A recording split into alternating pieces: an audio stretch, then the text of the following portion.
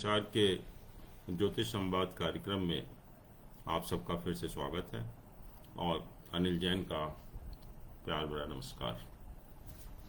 दोस्तों, पिछले कुछ सेशन में हम लोगों ने एक ज्योतिष में बहुत ही एक जो हमारा डरावना एक कंसेप्ट है साढ़े साथी का, उसके बारे में काफ़ी हम लोगों ने चर्चा शुरू की थी और कुछ फेस्टिवल सीजन से कुछ हम लोग डाइवर्ट हो गए थे। तो आज हम दोबारा से साढ़े साथी के ऊपर रह गया था, जो चीज़ें बाकी आपको बताना बाकी था, उनके ऊपर हम चर्चा करेंगे। दोस्तों, मैंने कहा था कि जो हमारे मन में एक माइंडसेट हम बना हुआ है कि साढ़े साथी बहुत डरावना है।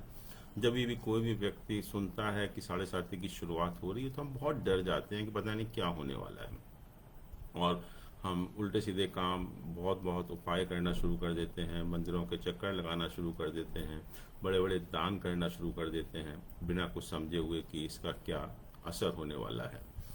सबसे पहले मैंने कहा था कि जो साढ़े साथी है उसका हमारा दो ग्रहों से संबंध है, एक चंद्रमा है और दूसरा शनि है। चंद्रमा हम लोगों ने डिस्कस किया था कि हमारे मन का कारक है, और शनि एक प्लैनेट है जो कि हमारे ऊपर प्रेशर डालता है। तो जब भी चंद्रमा के पास शनि आता है, या जो भी हमारे जन्म पत्री में चंद्रमा जहाँ पर भी स्थित होता है, उससे एक घर पहले जब शनि का गोचर होता है तो हम कहते हैं साढ़े साथी की शुरुआत हो गई। और साढ़े साथी का अर्थ होता है कि 7.5 साल। और जहाँ तक जो मूवमेंट का सवाल है डिफरेंट प्लैनेट्स का जोडियक में, हम कहते हैं कि शनि जो है वो उसकी जो पर डे मोशन है करीब 2 मिनट्स पर डे है। तो एक राशि में ये 2.5 साल का समय बिताता है और 2.5 साल के बाद राशि परिवर्तन करता है, और हम कहें कि 30 साल में ये पूरा जोडियक का चक्कर लगाता है। तो जब भी ये चंद्रमा से एक घर पहले आएगा तो 2.5 साल नेचुरली उस घर में रहेगा, और सडनली हम देखते हैं कि हमारा मन में एकदम से टेंशन शुरू हो जाता है। सब कुछ ठीक चल रहा होता है और सडनली हम ऐसा फील करने लगते हैं कि सब कुछ चेंज हो गया, हमारे चारों तरफ का जो वातावरण था, एटमॉस्फेयर था, वो सब कुछ चेंज होता हुआ नजर आता है। और धीरे धीरे जब 2.5 साल के बाद शनि जब चंद्रमा के बिल्कुल ऊपर ट्रांजिट करता है तो हमारा जो मेंटल प्रेशर है और ज़्यादा बढ़ जाता है, हम और ज़्यादा मानसिक दबाव में आ जाते हैं। 2.5 साल चंद्रमा वहाँ रहता है, और फिर जब चंद्रमा से दूसरे घर में शनि जाता है तो हम कहते हैं कि साढ़े साथी का थर्ड फेज शुरू हो रहा है, लास्ट फेज शुरू हो रहा है, और हमारा जो मानसिक तनाव में कमी आना शुरू हो जाती है और हम थोड़ा थोड़ा सा जो है बेटर महसूस करना शुरू कर देते हैं। ये जो 7.5 साल का समय था उसको हम साढ़े साथी कहते हैं। और जैसा मैंने बताया भी था कि हर व्यक्ति के जीवन में 30 साल में एक 7.5 साल का समय होगा जिसको कि हम साढ़े साथी कहेंगे, और 30 साल के बाद ये हर व्यक्ति की लाइफ में रिपीट होने वाला है। और जहाँ तक रिजल्ट्स का हमने डिस्कस किया था, हमने देखा था कि जो रिजल्ट्स होते हैं, एक तो एक बेसिक नेचर होता है प्लैनेट्स का, तो उस नेचर को तो मेरे ख्याल में कोई भी चेंज नहीं कर सकता है। तो एक मानसिक दबाव तो साढ़े साथी के पीरियड में हर व्यक्ति के ऊपर रहता ही है। I think all natives, all persons when साढ़े साथी is running they under lot of mental pressure, उसको आप अवॉइड नहीं कर सकते। लेकिन जो रिजल्ट्स का सवाल है, हम लोगों ने काफ़ी डिस्कस किया था इसके बारे में कि रिजल्ट्स जो है वो अच्छे भी हो सकते हैं, ख़राब भी हो सकते हैं। वो डिपेंड करता है कि जो आपके हॉरोस्कोप में मून और सैटर्न की क्या पोजीशन है। अगर हम वैसे भी देखें कि अगर किसी का चंद्रमा या हमारा जो मेंटल स्ट्रेंथ हमारे अंदर कम होती है और जब हमारे माइंड के ऊपर प्रेशर डलता है तो हम और ज़्यादा डिप्रेशन में चले जाते हैं और ज़्यादा पोजीशन ख़राब हो जाती है। लेकिन अगर चंद्रमा हमारा बहुत स्ट्रांग है, हमारा जो माइंड है बहुत स्ट्रांग है, या हम कहें कि हमारे अंदर बहुत ज़्यादा मेंटल स्ट्रेंथ है, और जब उसके ऊपर प्रेशर डलेगा तो हम अच्छा काम करेंगे, कोई रिसर्च करेंगे, कोई नई चीज़ हम ईजाद करेंगे। तो ये जो डिपेंड करता है रिजल्ट्स का, वो इस बात के ऊपर डिपेंड करता है कि हमारे जो जन्म पत्री में है वो चंद्रमा और शनि की क्या पोजीशन है, क्या स्थिति है। तो रिजल्ट खराब भी हो सकते हैं, रिजल्ट अच्छे भी हो सकते हैं, और बहुत अच्छे होते हैं कुछ।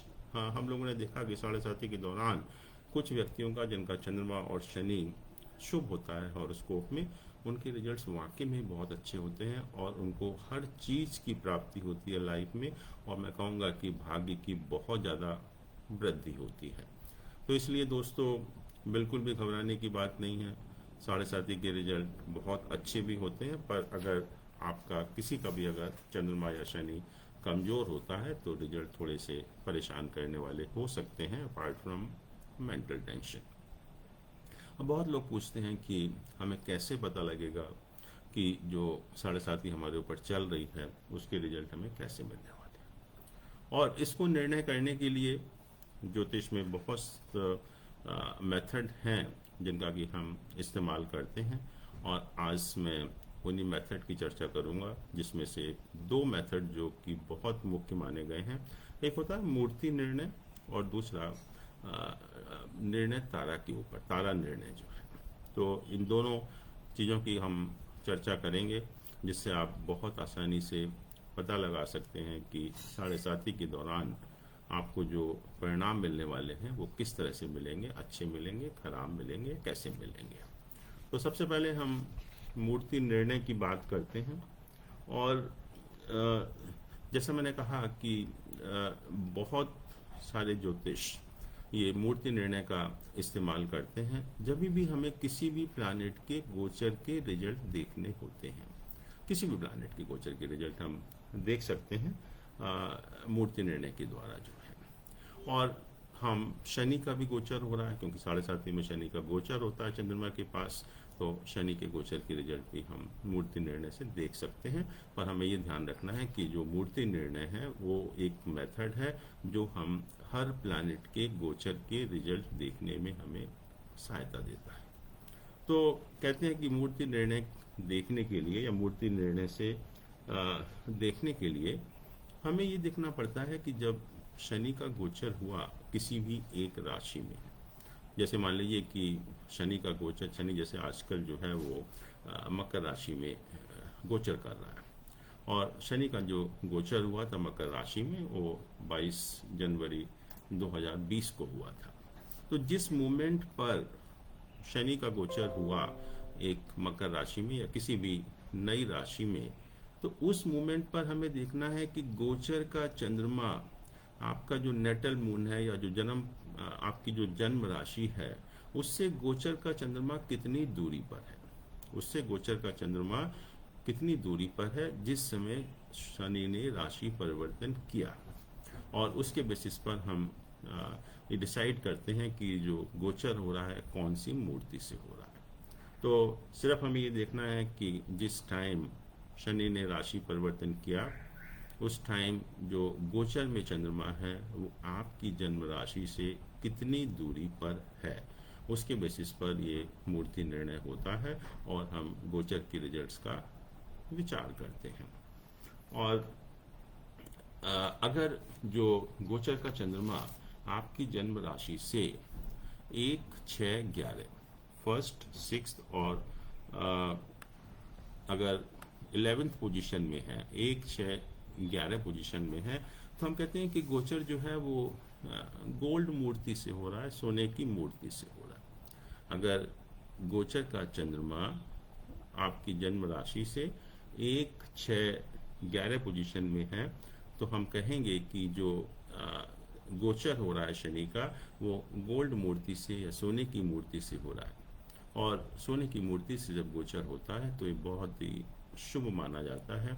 इसका अर्थ ये हुआ कि उस राशि में जब तक शनि रहेगा उस टाइम आपको फेवरेबल रिजल्ट्स ही मिलेंगे, आपको अति उत्तम उसके परिणाम मिलेंगे, आपको कोई भी चिंता करने की बिल्कुल भी जरूरत नहीं है। और अगर गोचर का चंद्रमा आपकी जन्म राशि से 2nd, 5th या 9th पोजीशन में होता है, गोचर का चंद्रमा आपकी जन्म राशि से 2nd, 5th या 9th पोजीशन में होता है, तो हम कहते हैं कि जो गोचर हुआ शनि का वो सिल्वर मूर्ति से, चांदी की मूर्ति से हुआ। इसको भी अच्छा माना गया और ये कहा कि इसमें भी आपको रिजल्ट्स फेवरेबल मिलते हैं, और अदर जो रिजल्ट्स मिलते हैं उसमें काफ़ी आपको नई नई अपॉर्चुनिटीज़ भी मिलती हैं उस पर्टिकुलर टाइम में जो है। तो अगर गोचर का चंद्रमा आपकी जन्म राशि से सेकंड, फिफ्थ या नाइन्थ पोजीशन में है, तभी भी हम उसको अच्छा मानते हैं, क्योंकि गोचर का जो सिल्वर मूर्ति से होता है, और सिल्वर मूर्ति से जब किसी भी प्लैनेट का गोचर होता है तो उस गोचर के रिजल्ट आपको अच्छे ही मिलते हैं।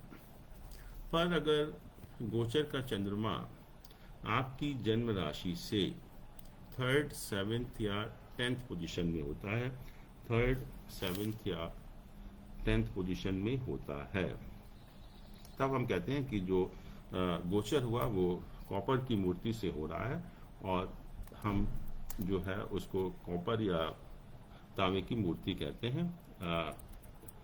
और उस जो कॉपर की मूर्ति से जो गोचर होता है उसको बहुत अच्छा नहीं माना जाता है। तो उसमें जो रिजल्ट्स मिलते हैं आपको मिक्स टाइप के रिजल्ट्स मिलते हैं, और कुछ अच्छे भी मिलते हैं, कुछ बुरे भी मिलते हैं। तो दोनों तरह के रिजल्ट आपको उस पर्टिकुलर केस में मिल सकते हैं एक्चुअली में। चौथा, जब गोचर का चंद्रमा आपकी जन्म राशि से फोर्थ, एट्थ या ट्वेल्थ पोजीशन में होता है, गोचर का चंद्रमा आपकी जब जन्म राशि से फोर्थ, एट्थ या ट्वेल्थ पोजीशन में होता है, तो हम कहते हैं कि जो गोचर है वो आयरन मूर्ति से हो रहा है, लोहे की मूर्ति से हो रहा है, और इसको जो है बहुत अच्छा नहीं माना गया। और ऐसे केस में जो उस प्लैनेट के गोचर के रिजल्ट होते हैं बहुत अशुभ होते हैं, and we say that it's really a trying period in the life of native, actually it's a difficult period actually. तो ये इस मूर्ति निर्णय के द्वारा हम किसी भी प्लैनेट के गोचर का विचार कर सकते हैं कि उस गोचर के रिजल्ट हमें किस तरह से मिलेंगे, अच्छे मिलेंगे, खराब मिलेंगे, या क्या हमारी पोजीशन जो है वो रहेगी।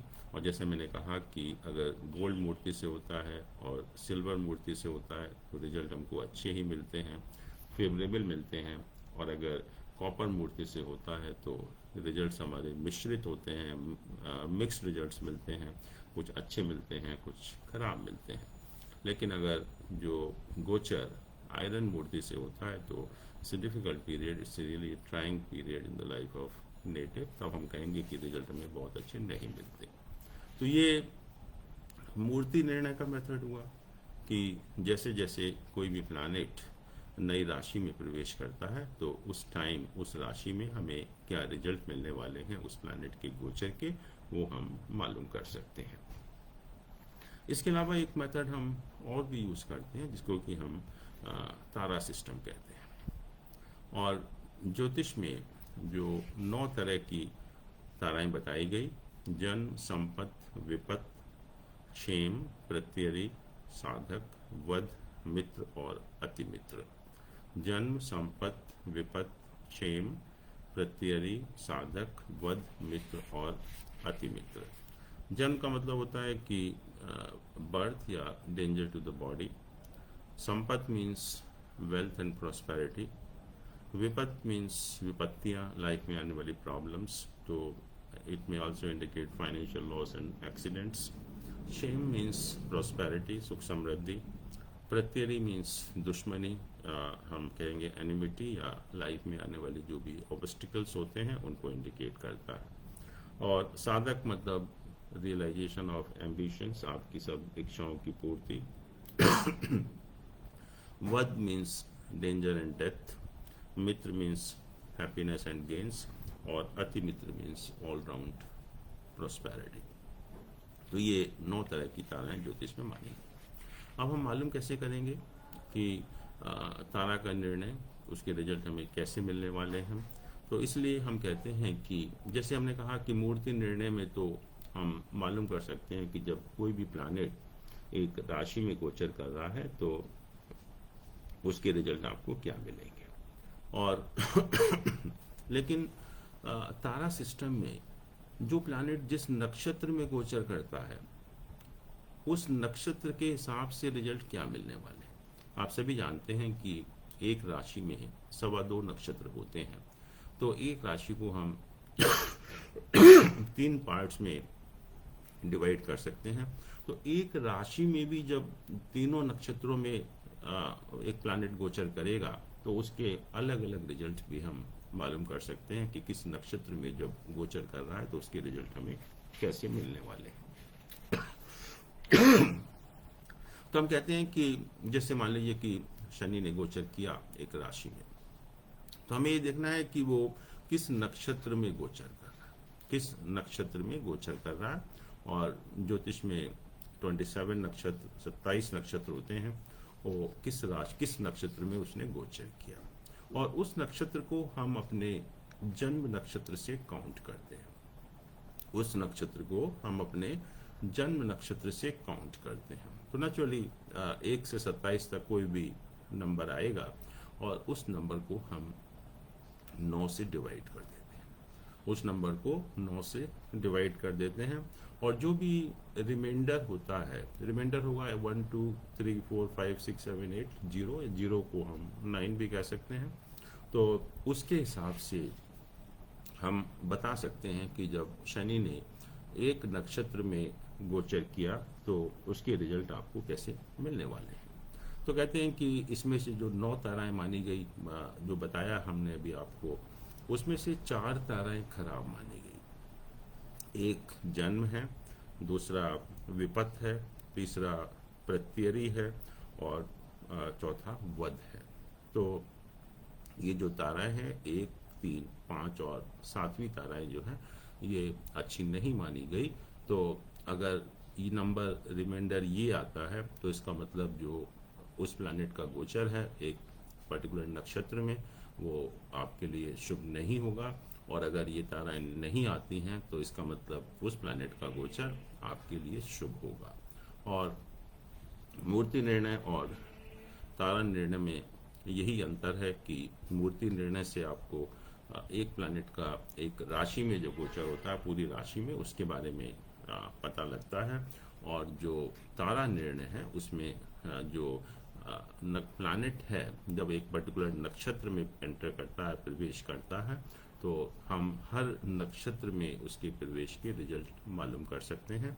हर राशि में 2.25 नक्षत्र होते हैं, तो एक राशि में भी जब ट्रांजिट होता है उसके भी अलग अलग पीरियड में जो अलग अलग रिजल्ट्स होते हैं वो हम मालूम कर सकते हैं।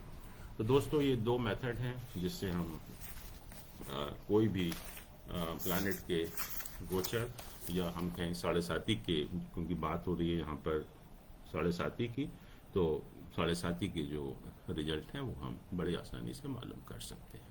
दोस्तों आपके कुछ प्रश्न भी हैं, और पहला प्रश्न लास्ट टाइम मिस्टर गैरी एरी जी ने पूछा था। उनका जो डेट ऑफ बर्थ है 24 मार्च 93 है, टाइम 5:10 है, और जो प्लेस है वो बांगा है, पंजाब में। इन्होंने पूछा है कि वो यूएसए का वीज़ा अप्लाई करना चाहते हैं, मैं वीज़ा जो है कब अप्लाई करूँ। तो हमने इनका हॉरोस्कोप बनाया, और हॉरोस्कोप में जो लग्न है वो कुंभ लग्न है, जिसमें कि बुध और शनि का प्लेसमेंट है। सेकंड हाउस में सन, मून एंड वीनस का प्लेसमेंट है। फोर्थ हाउस में केतु है, और फिफ्थ हाउस में मार्स है, 8th हाउस में जुपिटर है, और 10th हाउस में इनका राहु का प्लेसमेंट है। तो अगर हम हॉरोस्कोप देखें तो इनके जो प्लैनेट की पोजीशन है बहुत अच्छी है, क्योंकि जो शनि है अपनी राशि में, अपने मूल त्रिकोण राशि में लग्न में है, तो एक पंच महापुरुष योग बनता है, जिसको कि हम जो है सस महापुरुष योग कहते हैं। तो ये प्लैनेट आपको लाइफ में बहुत अच्छा एक स्टेटस देता है, तो उस पॉइंट ऑफ व्यू से शनि का प्लेसमेंट बहुत अच्छा है। दूसरा, इनके हॉरोस्कोप में जो मरकरी, जो जुपिटर है वो 8th हाउस में प्लेस्ड है, और वो 2nd हाउस में जो 3 प्लैनेट हैं सन, मून एंड वीनस, उनको देख रहा है। तो इसका अर्थ ये होता है कि लग्न के साथ तीनों जो शुभ ग्रह हैं उनका एसोसिएशन है, तो इसको हम लग्नादि योग कहते हैं। तो ये लग्न को बहुत एक पावरफुल पोजीशन देता है, तो उस पॉइंट ऑफ व्यू से लग्न बहुत स्ट्रांग हो जाता है। और वीनस इनका योग कारक भी है, उच्च का भी है। तो ये भी एक बहुत स्ट्रांग पोजीशन है शुक्र ग्रह की, जो हमें सारी जो सुख सुविधाएं देता है लाइफ में, वो बेसिकली वो शुक्र ग्रह होता है। इनकी जो दशा इस समय ऑपरेट हो रही है वो वीनस में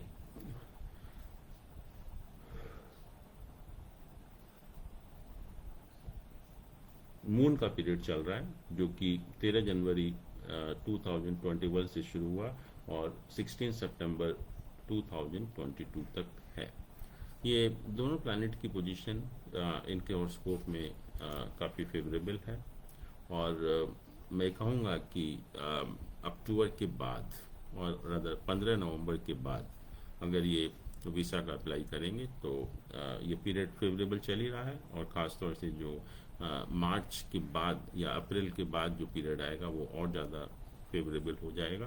तो नेक्स्ट ईयर तक जो पूरी पॉसिबिलिटी लगती है कि उसका जो है आपको रिजल्ट अच्छा ही मिलेगा, और इसलिए आप जो है वो अप्लाई कर सकते हैं वीज़ा के लिए, और मुझे लग रहा है कि पूरी आपको सक्सेस मिलेगी। एक प्रश्न अभी सतनाम कौर जी पूछ रही हैं कि उनका सन है, उनका जो डेट ऑफ बर्थ है 2 मार्च 2004 है, और बर्थ जो है 11:50 रात्रि पर हुआ है, जगह फगवाड़ा पर है। तो साइंस का स्टूडेंट है, 12th क्लास का। इसका स्टडी कैसे होगा अभी, और क्या इंजीनियरिंग फील्ड में हायर एजुकेशन का योग है, करियर कैसा होगा। तो 2 मार्च 2004 11:50।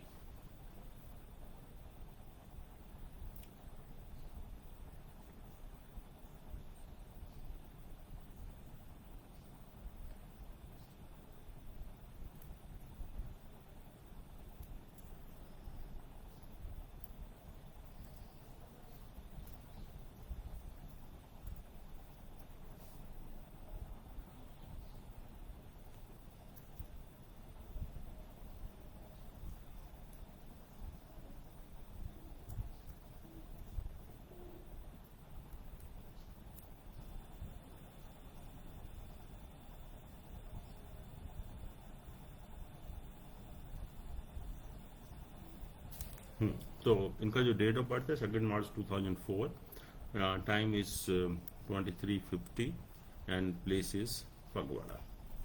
तो सतनाम कौर जी, आपके बेटे का हॉरोस्कोप बनाया। इनका जो लग्न है वो लिब्रा साइन है, जिसको कि हम तुला राशि बोलते हैं। वहाँ पर केतु का प्लेसमेंट है, और 5th हाउस जो कि हायर एजुकेशन का हाउस होता है, उसमें सन और मरकरी का प्लेसमेंट है, और उसको जुपिटर जो है वो आस्पेक्ट कर रहा है। और 7th हाउस में वीनस मार्स राहु का प्लेसमेंट है, मार्स अपनी राशि में है। और 9th हाउस जो हमारा भाग्य स्थान है, वहाँ पर मून और सैटर्न का प्लेसमेंट है, और 11th हाउस में जुपिटर का प्लेसमेंट है। और जुपिटर और सैटर्न जो है वो रेट्रोग्रेड भी है। और जहाँ तक आपके बेटे का जो पोजीशन है, उसकी जो प्लेसमेंट है, शनि जो है योग कारक है। शनि एक बहुत अच्छा प्लैनेट है जो हमारे भाग्य की वृद्धि करता है, और योग कारक होने से शनि का जो प्लेसमेंट है बहुत स्ट्रांग हो जाता है। दूसरा जो 5th हाउस है, उसका लॉर्ड 9th हाउस में प्लेस्ड है, और प्लेस्ड ही नहीं है बल्कि जो 5th हाउस और 9th हाउस के लॉर्ड का आपस में एक्सचेंज हो रहा है। तो कहते हैं कि इससे बड़ा कोई राजयोग नहीं होता जब दो त्रिकोण हाउसेस के लॉर्ड आपस में एक्सचेंज करते हैं, आपस में स्थान परिवर्तन करते हैं। तो उस पॉइंट ऑफ व्यू से मैं कहूँगा कि this is one of the best position of the planet as far as higher education is concerned. और दूसरा जो वीनस है, शुक्र, वो लग्न में अपनी राशि को देख रहा है। तो उस पॉइंट ऑफ व्यू से जो लग्न है वो भी बहुत स्ट्रांग हो जाता है। मंगल केंद्र स्थान में है, अपनी राशि में है, तो एक महापुरुष योग बनता है, जिसको कि हम रोचक महापुरुष योग कहते हैं। वो भी जो है आपके बेटे के हॉरोस्कोप में बन रहा है। और जो सन और मरकरी है वो बुध आदित्य योग हम जिसको कहते हैं वो यहाँ पर बन रहा है। और बुध आदित्य योग का मतलब होता है कि the child is very intelligent, highly intelligent person actually, और वो भी 5th हाउस में है। तो they can not be any problem as far as higher education and that too from a premium institute actually. और भी अगर हम पोजीशन देखें तो 10th हाउस का लॉर्ड जो हमारा कर्म स्थान है उसका लॉर्ड चंद्रमा है, जो कि हमारे भाग्य स्थान में है। वो एक दूसरा राजयोग बनाता है from profession point of view. Sun जो है वो 11th हाउस में अपनी राशि को देख रहा है, वो भी एक बहुत अच्छा राजयोग है। तो आपके बेटे के हॉरोस्कोप में मेरे ख्याल में बहुत अच्छे अच्छे राजयोग हैं। और जहाँ तक उसकी एजुकेशन का सवाल है, एजुकेशन उसकी बहुत अच्छी रहेगी। हायर एजुकेशन का में भी बहुत उसको सफलता मिलेगी। और हायर एजुकेशन में ही नहीं बल्कि जो प्रोफेशनल लाइफ है उसकी, उसमें भी उसको बहुत ज़्यादा सफलता मिलेगी। मून और शनि का योग है, और उसमें जो हम देख रहे हैं कि जो मून की डिग्री है वो 28 है, 28 है, और सैटर्न की डिग्री जो है 12 है। तो काफ़ी डिफरेंस है उसमें। तो इसलिए जो शनि का बहुत ज़्यादा प्रभाव चंद्रमा के ऊपर नहीं होगा, क्योंकि हम कहते हैं कि अगर मून और शनि का युति अगर होती है किसी भी हॉरोस्कोप में तो व्यक्ति जो है मेंटली टेंस रहता है या अननेसेसरली वो प्रॉब्लम उसको लगती हैं। लेकिन डिस्टेंस काफ़ी है, तो इसलिए मेरे हिसाब से ऐसे कोई चिंता की कोई विशेष बात नहीं है। दशा भी जो आपके बच्चे की ऑपरेट हो रही है इस समय, वो